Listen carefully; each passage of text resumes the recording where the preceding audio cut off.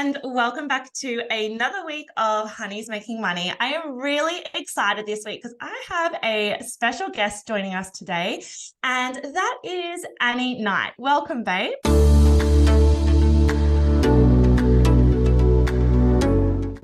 Thank you. I'm so happy to be here.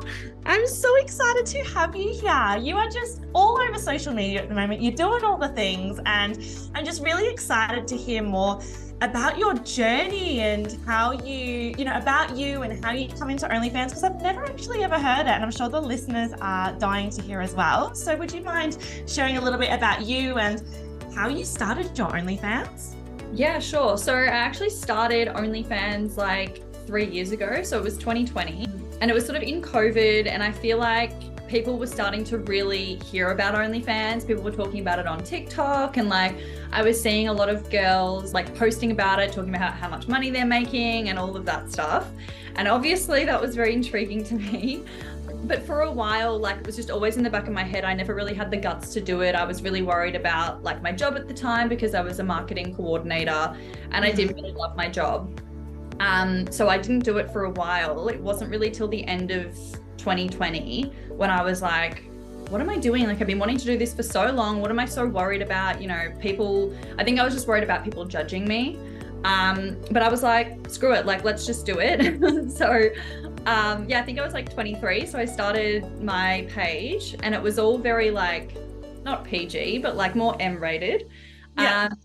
And then, yeah, I guess like over time, I sort of progressively started getting a little bit more raunchier. It was a free page back then. So I wasn't posting very consistently. And honestly, it was just like meant to be a side hustle for me. So yeah, that's sort of how I got into it. And then, yeah, over time, eventually after about 1.5 years, I decided that I wanted to do it full time.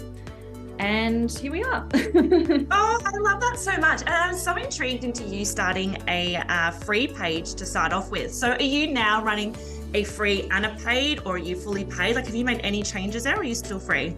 Yeah, no, so I'm now completely paid. I don't have any free pages. I made the switch over mid last year.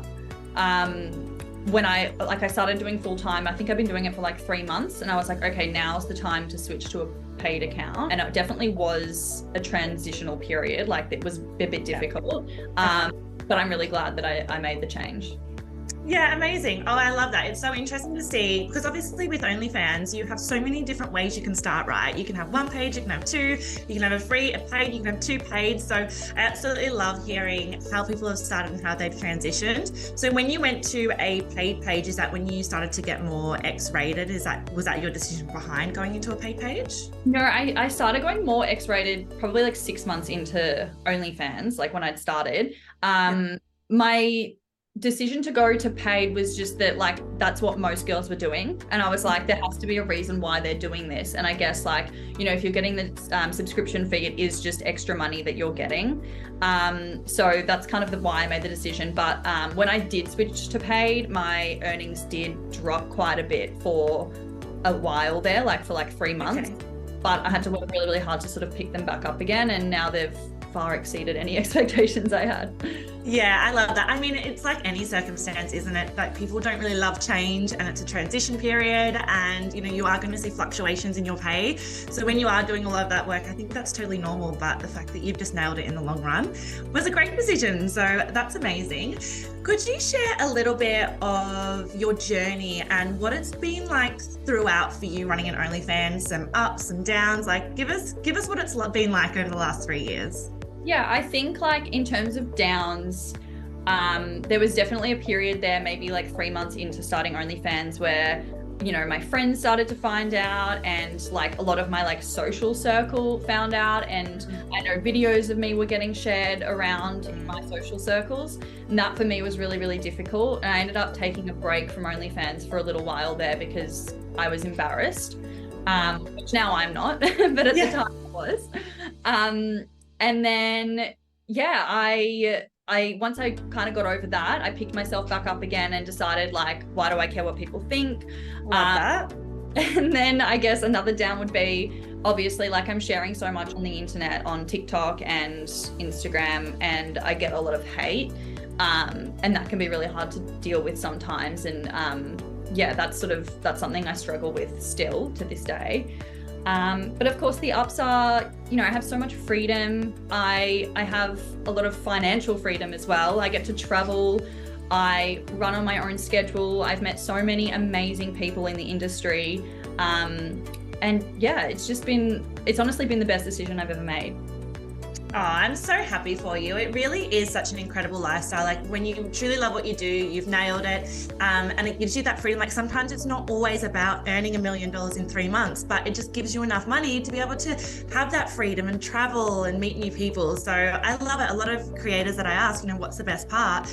Nobody really says money. It's really what it gives you. Like it gives you that time freedom back. So I really love that. Now you did touch on it a little bit, and I do want to dive into it a little bit more because I know we all get it and we all deal with it differently, and I'm sure there are new creators out there trying to juggle it now, but that is dealing with the trolls and haters, obviously being in the spotlight, especially on TikTok. I know you've got a really big following on TikTok. So how do you deal with the constant negativity in the industry? So I've kind of evolved my strategy over time. I used to like read all the comments and sort of laugh it off, and you know, sometimes I'd reply to the comments with the video being a little bit sassy. But recently, as of like the last 3 months, I was finding that it was really, really affecting me mentally, like negatively.